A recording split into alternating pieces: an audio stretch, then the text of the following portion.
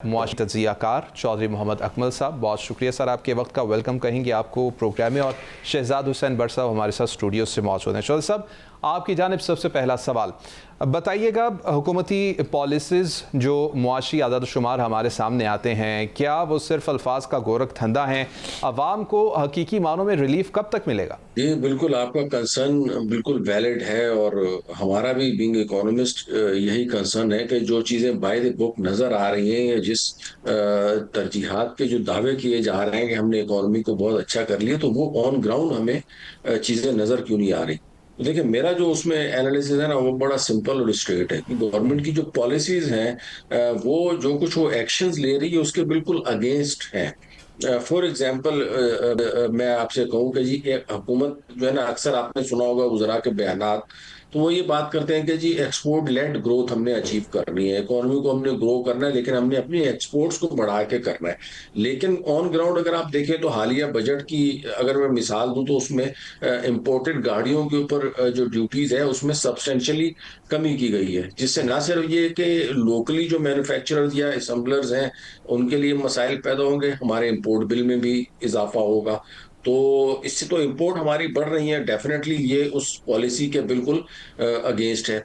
और इसी तरीके से अगर जो है वो पेट्रोलियम प्रोडक्ट्स की बात की जाए, उसके ऊपर जो जायज़ जो रिलीफ बनता है पब्लिक को ट्रांसफर करने का, वो तो देना चाहिए ना। अब इंडस्ट्री दे ना, इंडस्ट्री सारी की सारी जो है वो ज्यादातर, बल्कि अगर मैं कहूँ तो डिपेंड कर रही होती है फ्यूल के ऊपर, इलेक्ट्रिसिटी के ऊपर, इवन हमारी एलएनजी के ऊपर, जो हमारे फर्टिलाइजर जो प्रोड्यूस होता है, और जो जाहिर है हमारी एग्रीकल्चर प्रोडक्शन में उसका बहुत एक अहम किरदार है।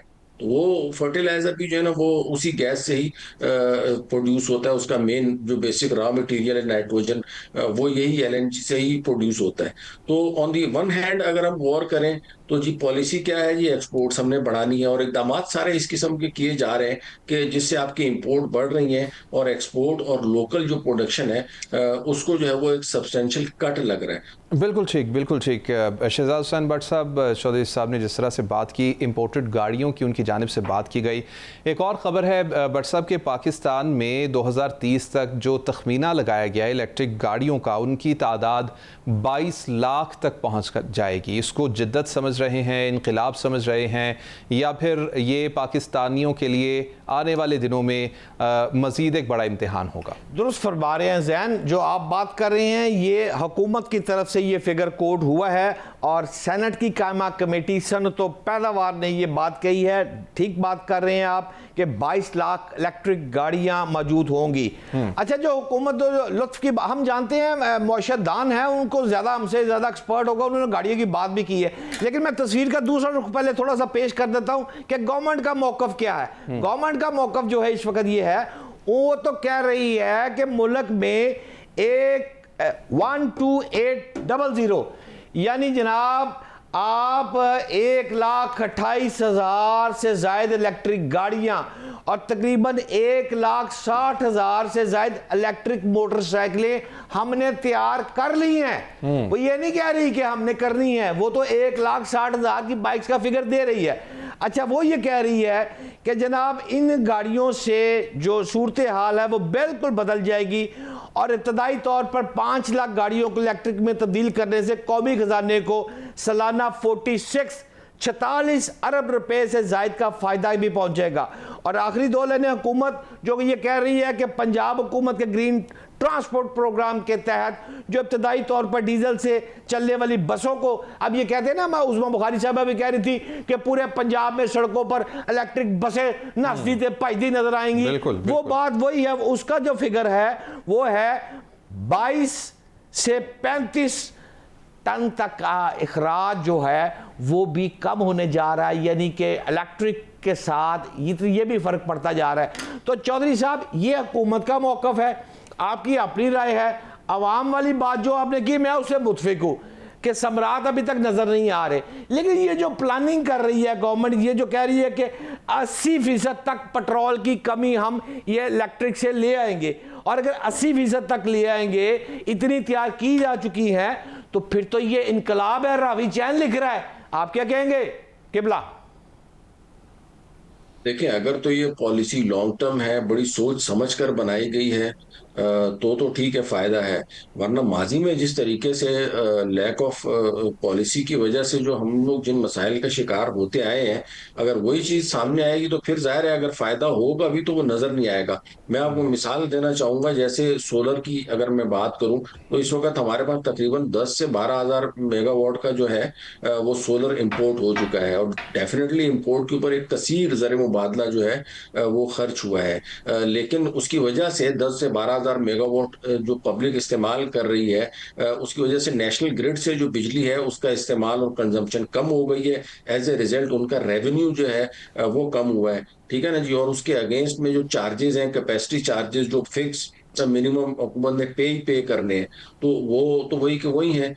तो वो जो रिलीफ मिलना चाहिए था वो नहीं मिल रहा, और उसकी वजह से जो है एक पावर जो है वो बहुत महंगी होती जा रही है। तो ठीक है, एक तरफ हम देखेंगे कि जी सोलर एनर्जी की वजह से हमें फायदा तो हुआ है, लेकिन दूसरी तरफ जो बिजली है वो भी, उसकी कॉस्ट भी महंगी हो गई है। हुकूमत का ज़ाहिर खसारे में इजाफा हुआ है, तो उसने उसको पास ऑन किया, और आम पब्लिक के ऊपर उसका जो है ना अगेन इम्पैक्ट आ गया। तो same is the case with electric vehicles. तो अब इलेक्ट्रिक व्हीकल्स है, इसको हमें देखना पड़ेगा कि वो लॉन्ग टर्म में जो है ना वो हमारी इस इकोनॉमी के साथ मैच करेंगे। ऐसा तो नहीं होगा कि हम जो है ना वो हैविली इंपोर्ट कर लें इलेक्ट्रॉनिक व्हीकल्स, और उसके बाद जो है वो उसके दीगर जो उससे आफ्टर शॉक्स या कोई और मसाइल जो पैदा हो सकते हैं, जैसे अगर फ्यूल की प्राइसेस कम हो जाती है, या बाज़ाहिर मुझे नजर नहीं आता इलेक्ट्रिक व्हीकल में, जैसा सोलर पैनल्स की मैंने एग्जांपल दी है। ओवरऑल तो मेरे ख्याल में it's a good symbol, but लेकिन इसको बहरहाल देखना चाहिए, इसके पिटफॉल्स को, इसके फायदे और नुकसानात क्या हैं, उसके बाद जो है वो आगे डिसीजन मेकिंग करनी चाहिए। काबिल एहतराम, मेरा आपसे आखिरी सवाल है। मेरी ज़ात का मसला है, मैं तनख्वाहदार आदमी हूँ, और जो मैंने पास फिगर है वो तो पाकिस्तानी तनख्वाहदार तबके ने एक्सपोर्टर और रियल स्टेट से ज़्यादा टैक्सों का बोझ तो हमने उठा रखा है। ये जो बड़े बड़े बंदे हैं ये कितना टैक्स दे रहे हैं, इसके बारे में बताएं, क्योंकि जो मेरे पास फिगर है उसके मुताबिक तो 633 अरब रुपए का रिकॉर्ड इनकम टैक्स हम जैसे और इस जैसे भाई ने जमा करवाया है, जो तनख्वाहदार लोग हैं। और अगर आप माली साल 2025-26 के दौरान पाकिस्तान की मजमूई बरामदात की बात कर रहे हैं तो 30,126 अरब डॉलर रिकॉर्ड की गई। बरामद कुरंदगान से 174 अरब रुपए का टैक्स लिया गया। ये क्या इंसाफी है? क्या ये इंसाफ है हुकूमत का? मैं गलत कह रहा हूं? आप बताएं हुजूर अनवर। नहीं, एक तो आपकी इस बात में वजन है कि जो सैलरीड क्लास है वो इन टर्म्स ऑफ नंबर सबसे ज्यादा टैक्स पेयर जो है ना वो सैलरीड क्लास की, और वो भी इस वजह से है कि उनका डिडक्शन एट सोर्स हो जाता है, उनको तनख्वाह जो है वो वैसी कट के मिलती है, नंबर एक। और नंबर दो जो है वो हमारे यहाँ तनख्वाहदार तबका वैसे भी नंबर्स में भी जो है ना वो ज्यादा है। अच्छा, बाकी जो बात है ना वो ये कि इसमें कोई शक नहीं है कि हमारे यहाँ पे जो टैक्स का जो निज़ाम है ना, उस निज़ाम में बुनियादी जो है वो खराबियां हैं, और उनको हमें आइडेंटिफाई करना पड़ेगा। बाज़ औक़ात क्लेम किया जाता है कि जी आपका टैक्स टू जीडीपी रेशो जो है वो बहुत कम है, 10% कोई क्लेम करता है, कोई 11% करता है। तो जब ये क्लेम किया जाता है तो फिर उनको एक तो मवाजना जो है ना वो करते हैं यूके और यूएसए से, और सहूलियात हमें देते हैं युगांडा वाली। एक पॉइंट तो ये हो गया। दूसरा ये है कि जब जब एग्रीकल्चर इनकम की बात की जाती है तो एग्रीकल्चर इनकम के ऊपर तो कोई टैक्स हासिल नहीं होता इनकम टैक्स की अगर मैं बात करूं, लेकिन जब आप जीडीपी की बात करते हो तो जीडीपी में एग्रीकल्चर इनकम कैलकुलेट हो रही होती है, तो इस वजह से हमारा जो वो रेशो है वो कम नजर आ रहा होता है।